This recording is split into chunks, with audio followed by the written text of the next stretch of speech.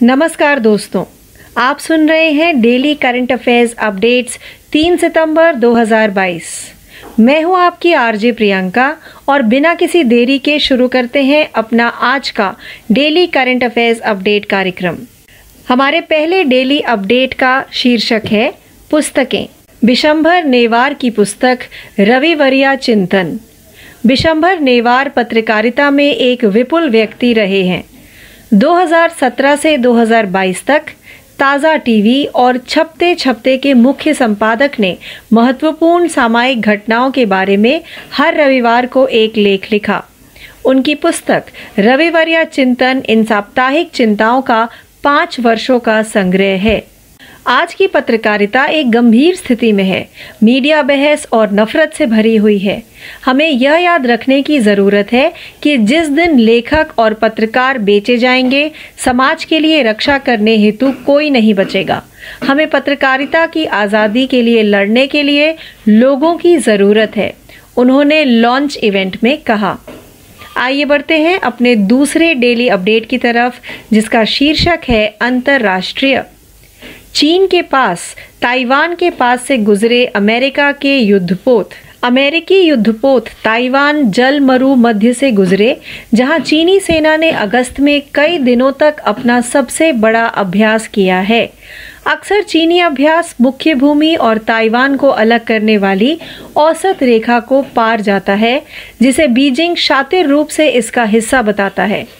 अमेरिकी प्रतिनिधि सभा की स्पीकर नैन्सी पेलोसी की अगस्त की शुरुआत में ताइपे की यात्रा के बाद से 2 अमेरिकी युद्धपोत ताइवान जल मरु मध्य से गुजरे, जो इस तरह का पहला अभियान है। आइए बढ़ते हैं अपने तीसरे डेली अपडेट की तरफ, जिसका शीर्षक है खेल। विराट कोहली प्रत्येक प्रारूप में 100 मैच खेलने वाले पहले भारतीय बने। पूर्व कप्तान विराट कोहली ने हाल ही में अपने नाम में एक और उपलब्धि को जोड़ा है, जब उन्हें पाकिस्तान के साथ बहुप्रतीक्षित एशिया कप 2022 मैच के लिए भारत की प्लेइंग 11 में नामित किया गया था।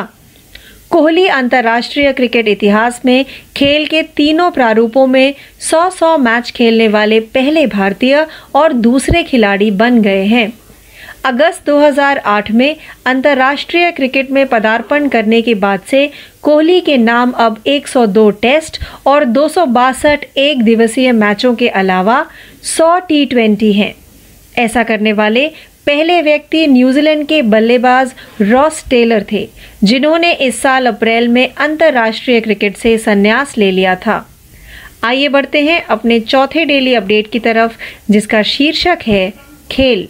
रोहित शर्मा मार्टिन गप्टिल को पछाड़ T20 में सबसे ज्यादा रन बनाने वाले खिलाड़ी बने। भारत के कप्तान रोहित शर्मा ने न्यूजीलैंड में मार्टिन गप्टिल को पछाड़कर T20 प्रारूप में शीर्ष रन बनाने वाले खिलाड़ी बने। गप्टिल ने न्यूजीलैंड के यूरोप दौरे पर कुछ अच्छी पारियां खेली थी, जिसमें वह इस मैच से पहले की सूची में शीर्ष पर थे। रन तालिका में रोहित से 10 रन दूर गप्टिल 3,497 रन को अब एक बार फिर उस बल्लेबाज के खिलाफ बराबरी करनी होगी, जिसके नाम 4 शतक हैं। गप्टिल ने न्यूजीलैंड के यूरोप दौरे पर कुछ अच्छी पारियां खेली थी, जिसमें वह इस मैच से पहले सूची में शीर्ष पर थे। आइए बढ़ते हैं अपने 5वें डेली अपडेट की तरफ, जिसका शीर्षक है रैंक और रिपोर्ट। नीति आयोग ने हरिद्वार को भारत का सर्वश्रेष्ठ आकांक्षी जिला घोषित किया। नीति आयोग ने उत्तराखंड के पवित्र शहर हरिद्वार को 5 मानकों पर सर्वश्रेष्ठ आकांक्षी जिला घोषित किया है, जिसमें 3 करोड़ रुपए का अतिरिक्त आवंटन किया गया है। नीति आयोग के aspirational district programme director Rakesh Ranjan द्वारा उत्तराखंड के मुख्य सचिव SS संधू और हरिद्वार के जिला कलेक्टर को लिखे पत्र में रेखांकित किया गया है कि जिले ने बुनियादी ढांचे के विषय में पहला स्थान हासिल किया है और 3 करोड़ के अतिरिक्त आवंटन प्राप्त करने का हकदार बन गया है। आइए बढ़ते हैं अपने 6वें डेली अपडेट की तरफ, जिसका शीर्षक है शिखर सम्मेलन और सम्मेलन। शिक्षा मंत्रालय ने स्मार्ट इंडिया हैकाथॉन 2022 की मेजबानी की। शिक्षा मंत्रालय के साथ भारतीय प्रौद्योगिकी संस्थान गुवाहाटी ने 25 अगस्त 2022 को स्मार्ट इंडिया हैकाथॉन SIH 2022 के ग्रैंड फिनाले की सफलतापूर्वक मेजबानी की। संस्थान को 2 दिवसीय लंबे SIH 2022 के सॉफ्टवेयर संस्करण की सुविधा के लिए एक नोडल केंद्र के रूप में चुना गया था, जहां 178 प्रतिभागियों वाली कुल 25 टीमें, जिनमें से अधिकांश पहली बार एक क्षेत्र का दौरा कर रही हैं, 7 समस्या के खिलाफ प्रतिस्पर्धा की। भारत के प्रधानमंत्री नरेंद्र मोदी ने इसकी स्थापना के बाद हर साल छात्र प्रतिभागियों के साथ बातचीत की है। आइए बढ़ते हैं अपने 7वें डेली अपडेट की तरफ, जिसका शीर्षक है खेल। सात्विक साईराज चिराग ने बैडमिंटन विश्व चैंपियनशिप में भारत के लिए पहला पदक जीता। सात्विक साईराज रंकीरेड्डी और चिराग शेट्टी की भारतीय जोड़ी ने टोक्यो में विश्व चैंपियन में एक ऐतिहासिक कांस्य पदक जीता और पुरुष युगल प्रतियोगिता में पदक का दावा करने वाली पहली भारतीय जोड़ी बन गई। विश्व में 7वें नंबर पर काबिज भारतीय जोड़ी ने क्वार्टर फाइनल में दुनिया के दूसरे नंबर के खिलाड़ी जापान के ताकुरो होकी और यूगो कोबायाशी को हराया। उन्होंने स्थानीय और गत चैंपियन 24-22, 15-21, 21-14 को 1 घंटे 15 मिनट में हराकर प्रतिष्ठित टूर्नामेंट में अपना पहला पदक जीता। आइए बढ़ते हैं अपने 8वें डेली अपडेट की तरफ, जिसका शीर्षक है नियुक्ति। आदिल सुमरीवाला ने भारतीय ओलंपिक संघ के अंतरिम अध्यक्ष के रूप में पदभार संभाला। भारतीय ओलंपिक संघ IOA ने भारतीय एथलेटिक्स महासंघ AFI के अध्यक्ष आदिल सुमरीवाला को अंतरिम अध्यक्ष के रूप में चुना, लेकिन पदाधिकारियों ने इस निर्णय पर सवाल उठाया। अंतर्राष्ट्रीय ओलंपिक समिति IOC के अध्यक्ष थॉमस बाख को संबोधित एक पत्र में मॉस्को ओलंपिक में 100 मीटर में भारत का प्रतिनिधित्व करने वाले सुमरीवाला ने कहा कि नियुक्ति IOA संविधान के अनुसार की गई थी।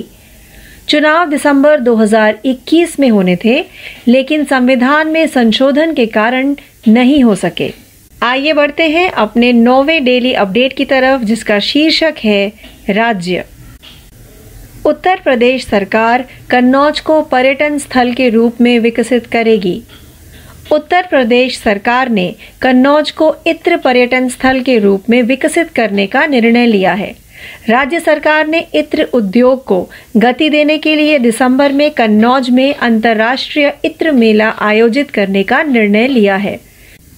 कन्नौज का परफ्यूम 1 डिस्ट्रिक्ट 1 प्रोडक्ट पहल के तहत आता है और अंतर्राष्ट्रीय बाजार में इसकी मांग है।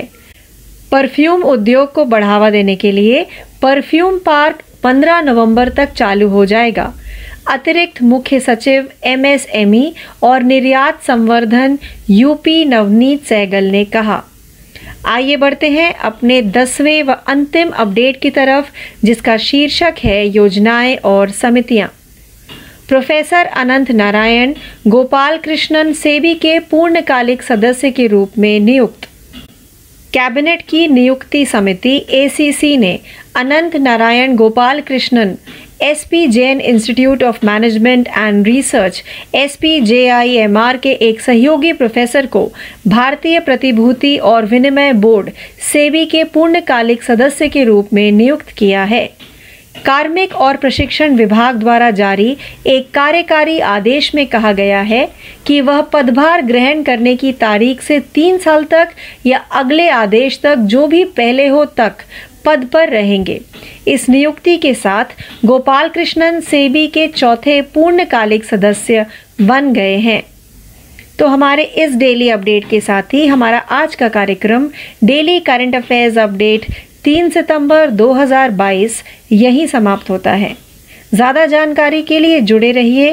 मैं हूं आपकी RJ प्रियंका। धन्यवाद।